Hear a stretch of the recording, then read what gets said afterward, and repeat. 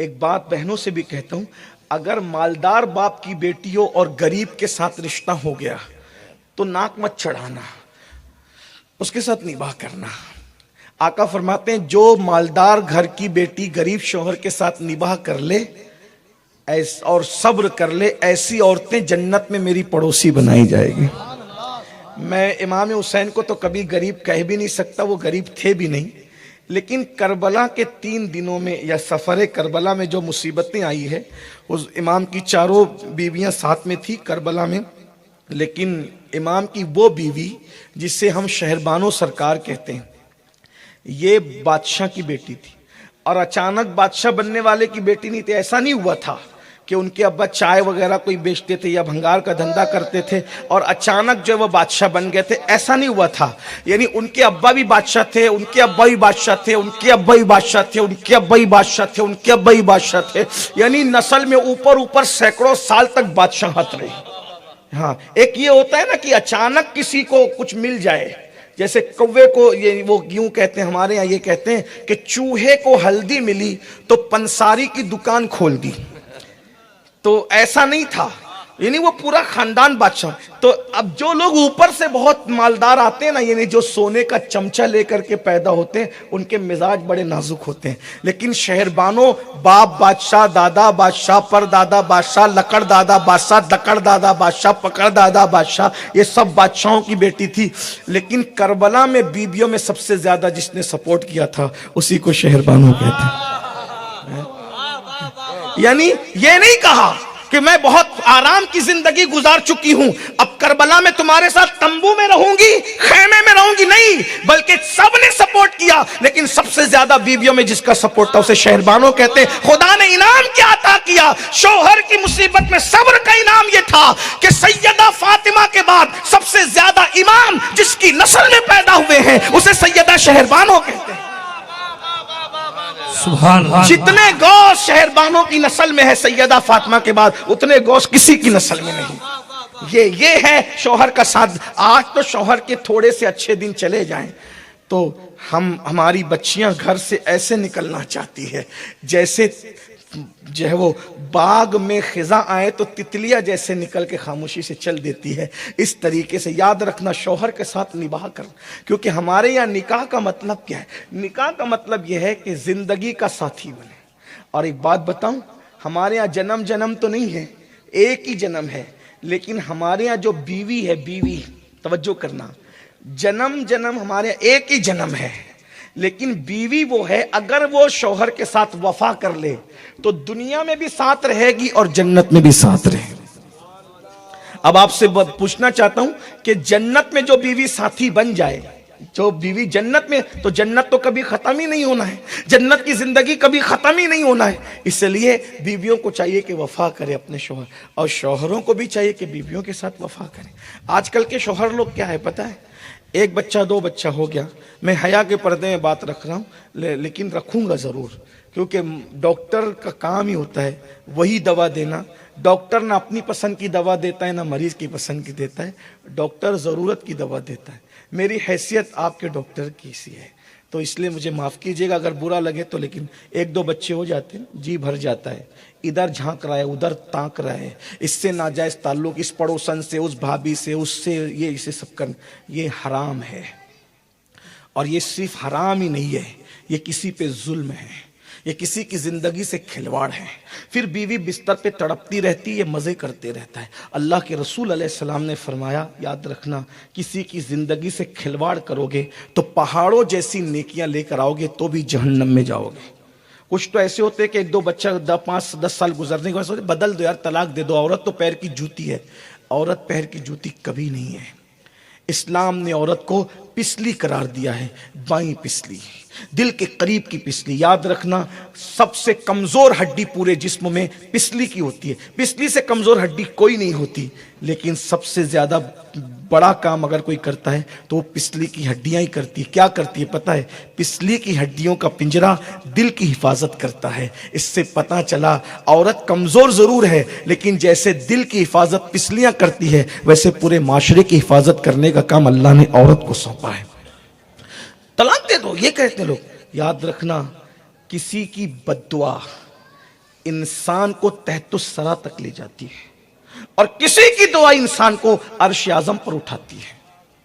اس لیے یہ جو آج نوجوانوں میں نا پسند نہیں ہے، تو آپ نے پہلے نہیں دیکھا تھا، اب آپ کو شادی کے بعد سمجھ میں آتا ہے پسند نہیں ہے۔ زندگی گزارنے کے بعد اللہ کے رسول علیہ السلام نے فرمایا جس نے چڑیا کی زندگی سے کھیلا ہوگا، فقی لکھتے ہیں یہ حدیث فقی نے لکھا ہے، کیا قیامت کے دن چڑیا جب اللہ کی بارگاہ میں چھٹاک بھر کی چڑیا اللہ کی بارگاہ میں فریاد کرے گی، مولا اس نے میری زندگی کو تباہ کیا تھا، اس کی فریاد بجلی کی کڑک کی طرح ہوگی، بجلی کی کڑک کی طرح، اور اللہ فرمائے گا آج ہر ایک کو انصاف دیا جائے گا، ایک چڑیا کی فریاد پر ایک پہاڑوں جیسی نیکیوں والوں کو منہ کے بل گھسیٹتے ہوئے جہنم میں ڈالا جائے گا۔ آج یہ بات بہت ہے، شادی کے بعد لڑکیاں کہتی مجھے لڑکا پسند نہیں، لڑکا کہتا ہے مجھے لڑکی پسند نہیں ہے۔ یاد رکھیے آپ نے پہلے نہیں دیکھا تھا، آپ کہہ رہے ہیں ہم تو مہر بھی دے دیں گے اور اتنی رقم دے دیں گے، اتنی توڑی کر لیں گے۔ یاد رکھنا رقم سے ہر چیز کو نہیں تولا جا سکتا، لاکھوں روپیہ دو گے، کیا اس کا لوٹا ہوا شباب بھی اس کو لوٹا سکو گے؟ یہ شباب بازار میں ملتا ہے نہیں۔ یاد رکھنا کسی کے ساتھ کیا ہوا ظلم نسلوں کو تکلیف پہنچاتا ہے، نسلوں کو۔ میں ایک خاندان جانتا ہوں، ایک خاندان جس میں 5 بھائی، 5 بھائیوں میں کسی بھائی کو بیٹا نہیں ہوا، بہت منتیں کی، مرادیں کی، بہت دعائیں کی، کسی کو بیٹا نہیں ہوا۔ میں نے جب اپنے استاد سے معلومات لی تو انہوں نے بتایا کہ بیٹا ان کے یہاں ایک بیٹا پیدا ہوا تھا، وہ پاگل تھا، انہوں نے اس بیٹے کو مار ڈالا، اس کی سزا میں قدرت نے ان کے یہاں سے بیٹے پیدا کرنا اٹھا لیا۔ ظلم کی داستان بہت تلخ ہوتی ہے، یاد رکھنا، اور اچھی طرح یاد رکھنا اللہ کو ظلم پسند نہیں ہے۔ 2 آوازیں ہیں جو خدا کے عرش کو ہلا دیتی ہے، ایک جب یتیم روتا ہے تو خدا کا عرش ہل جاتا ہے، اور جب مظلوم روتا ہے تو خدا کا عرش ہل جاتا ہے۔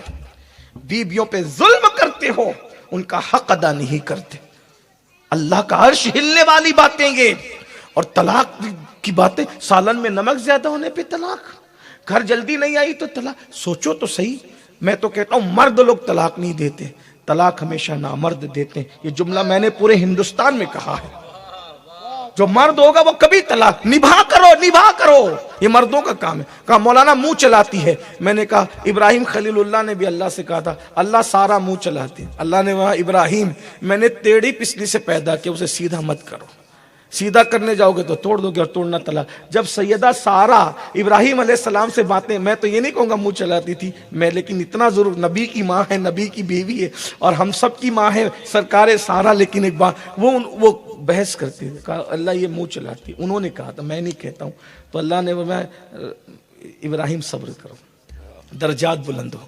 اور ایک بات آپ سے کہوں، کسی کے بھی ستانے پر وہ مرتبہ نہیں ملتا جو بیوی کے ستانے پہ اللہ تعالیٰ انعام عطا کرتا ہے۔ مرید نے دیکھا کہ پیر صاحب مقام صدیقیت پر فائز ہیں، ہمت نہیں ہوئی خواب بیان کرنے کی۔ چند دنوں کے بعد دیکھا کہ پیر صاحب کو، کون سے پیر صاحب، توجہ ہے، کسی کو میں طنز نہیں کر رہا ہوں، میرا اللہ جانتا ہے نیت کو، کون سے پیر صاحب؟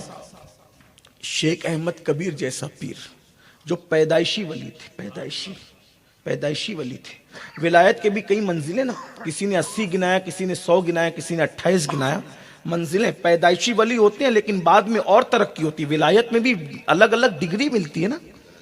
ہاں، تو پیر صاحب کو دیکھا کہ کوئی عورت ہے جو پیر صاحب کو مار رہی ہے۔ کون پیر صاحب؟ شیخ احمد کبیر۔ شیخ احمد کبیر رفاعی سے اوپر امام حسین تک جتنے لوگ ہیں، ان کے ابا دادا سب ولی، بڑے بڑے ولی، یعنی پورے خاندان میں وہاں سے لے کے امام حسین سے لے کے شیخ رفاعی تک کوئی غیر ولی ہوا ہی نہیں، سب ولی، ایسا ولی۔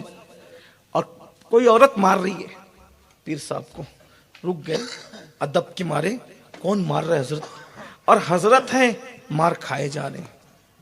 میں سمجھتا ہوں کہ آج شاید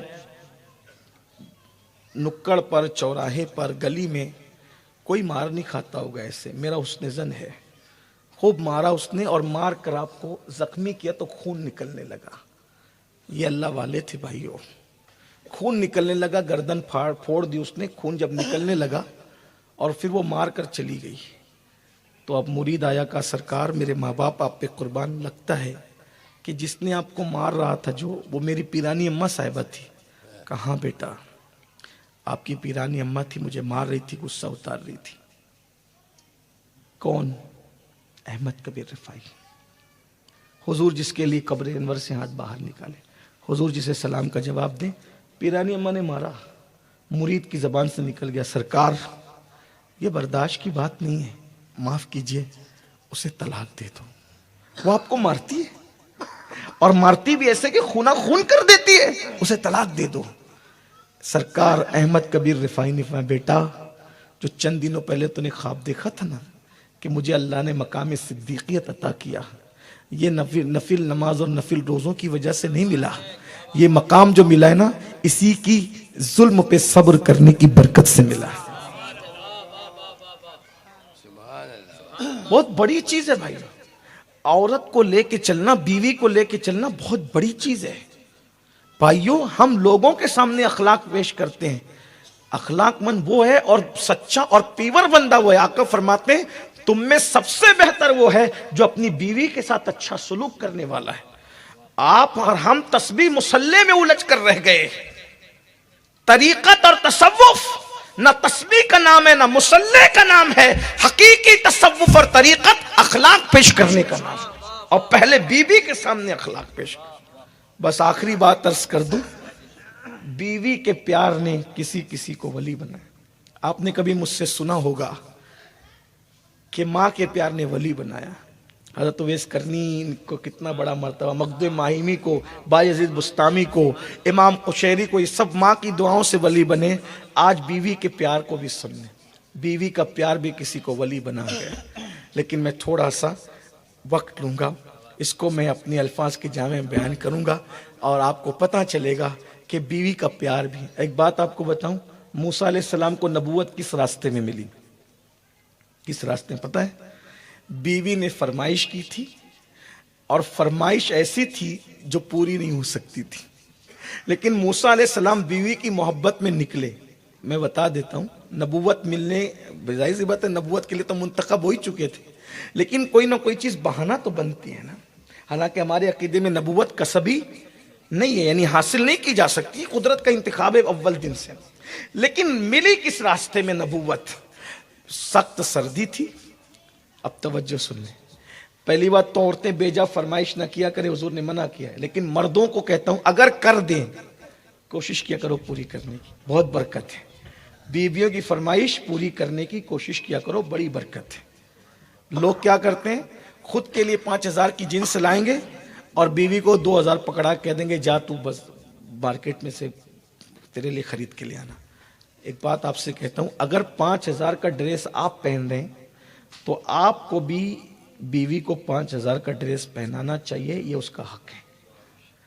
اگر آپ کسی ہوٹل میں جا کر کے مرغ مسلم کھا رہے ہیں تو آپ کو پارسل لا کر اس کو کھلانا چاہیے، اس لیے کہ ہمارے آقا نے فرمایا جو تم کھاؤ وہ اس کو کھلاؤ. آپ تو روزانہ دوستوں کے ساتھ پارٹی کرتے ہو اور بیچاری دال کھچڑی اور گجرات میں جو ہے وہ کڑی کھچڑی پہ گزارا کرتی ہیں. بھائیو ہم لوگ وہ نہیں ہیں، ہم لوگ وہ ہیں جو خود کھائیں گے انہیں کھلائیں گے. اور اگر آپ ایسا نہیں کرتے تو آپ ظالم ہیں. آپ تہجد پڑھ کے بھی کبھی ولی نہیں بن سکتے، ولی کیا جنتی بھی نہیں بن سکتے اگر بیوی پہ ظلم کرتے رہے. بہت کٹھن ہے ڈگر پن گھٹکی، کیسے کہ بھر لاؤ مدوا سے مٹکی. آسان نہیں ہے یہ، نکاح کھیل نہیں ہے، جنسی تسکین کا ذریعہ نہیں ہے، یہ کبوتر اور کبوتری کی زندگی نہیں ہے، یہ اسلام ہے. اسلام جو تم کھاؤ گے وہ بیوی کو کھلاؤ گے، جو تم پہنو گے اسی قیمت کا لباس بیوی کو پہناؤ گے. اور یاد رکھنا بیوی کو دیکھ کے مسکرانے پر بھی بشارت جنت دی گئی ہے، اور شوہر کو دیکھ کر مسکرانے پر بھی بشارت جنت دی گئی ہے. میرے بھائیوں، میرے آقا نے تو اگر بچے اور عورتیں نہ ہوتی تو میں حدیث وہ پڑھتا جو حضور نے صحابہ کی میں. آقا فرماتے ہیں ان کا ہاتھ پکڑنے پر بھی تمہیں اللہ نے اجر عطا کیا ہے. اور اگر آپ اس کے ساتھ وظیفہ زوجیت اینڈ تک کر جائیں تو آقا علیہ السلام کی حدیث پاک کا مفہوم ہے، جس کو غریب نواز نے اپنے ملفوظات میں بیان کیا کہ تم بیوی کے ساتھ جب رات گزارنے کے بعد غسل کرتے ہو تو جتنے قطرے ٹپکتے ہیں غسل کے، ہر قطرے کے بدلے میں اللہ تمہیں 1 سال کی نیکی کا ثواب عطا کرتا ہے، اور جتنے قطرے ٹپکتے ہیں ہر قطرے کے بدلے میں اتنے فرشتے پیدا ہوتے ہیں اور وہ سب تمہارے لیے مغفرت کی دعا کرتے ہیں۔ جس شادی کے بعد کا نہان، اگر سوچو تو صحیح کہ اگر غسل آپ کریں کتنے قطرے ہوں گے، اور جتنے قطرے ہوں گے اتنے سالوں کا ثواب، کتنے سال میں کما سکتے ہو، سوچو تو صحیح۔ ایک بات اور بتاؤں، یہاں تک میرے آقا نے فرمایا جو بیوی کے ساتھ رات گزارتا ہے اللہ اسے شب قدر کا ثواب عطا۔ شب قدر سال میں 1 بار آتی ہے، لیکن وہ خوش نصیب جو اپنی بیوی کو وقت دیتے ہیں ان کی ہر رات گویا کہ شب قدر کے ثواب کی طرح ہو گئی۔ یہ اسلام ہے۔ ہو سکتا ہے کہ یہ ہمارے کچھ دوستوں کو یہ عجیب سا لگتا ہو، لیکن یہ اسلام ہے۔ ہم تو رات کے 3 بجے تک نکڑوں پہ گھومتے رہتے ہیں، بیٹھے رہتے ہیں وائی فائی لے کر کے، یوٹیوب لے کر کے۔ بھائیو، ان کے ساتھ رات گزارنا شب قدر کے ثواب کی طرح ہے۔ یہ اسلام ہے۔ میں کہہ رہا ہوں آپ کو، اللہ کرے آپ کو اس کی توفیق ہو جائے۔ تو موسیٰ علیہ السلام بیوی کی فرمائش کیا تھی؟ جنگل ہے، بیوی کے شکم میں بچہ ہے، سردی کڑاکے کے، اور بیوی نے کہا کہ موسیٰ علیہ السلام سے حضرت مجھے آگ تاپنے کے لیے آگ چاہیے۔ اب وہ دور تو اتنا ترقی یافتہ تھا نہیں، اور وہ آگ کہاں؟ شہر میں نہیں، جنگل میں، اور جنگل میں آگ میں ملنا کا کو رات تاریخ ہے، لیکن یہ اللہ کے پیغمبر ہے، یہ نہیں کہا میں نہیں لاؤں گا، کیا زبردستی کچھ بھی لگا کے رکھی ہو نا۔ بیوی نے کہہ دیا آگ چاہیے تھا اپنے، موسیٰ علیہ السلام چل پڑے۔ اسی راستے میں گئے، دور آگ دیکھا پھر بڑھے، پھر دیکھا پھر بڑھے، پھر دیکھا پھر بڑھے، تو نور دیکھا اور ایک درخت سے آواز آئی انی انا اللہ۔ اسی لیے اقبال نے کہا تھا، غالباً اقبال کا ہی شعر ہے کہ خدا کی دین کا موسیٰ سے پوچھئے احوال، خدا کی دین کا موسیٰ سے پوچھئے احوال، کہ آگ لانے جائے اور پیغمبری مل جائے۔ بیوی کا مطالبہ پورا کرنے گئے تھے اور اللہ تعالیٰ نے نبوت عطا کی۔ تو بیوی کچھ مانگا کرے تھا، اگر بس میں تو دیا کرو، اب بے بس ہو گئے ہو تو پیار سے سمجھا کے لے لیا کرو۔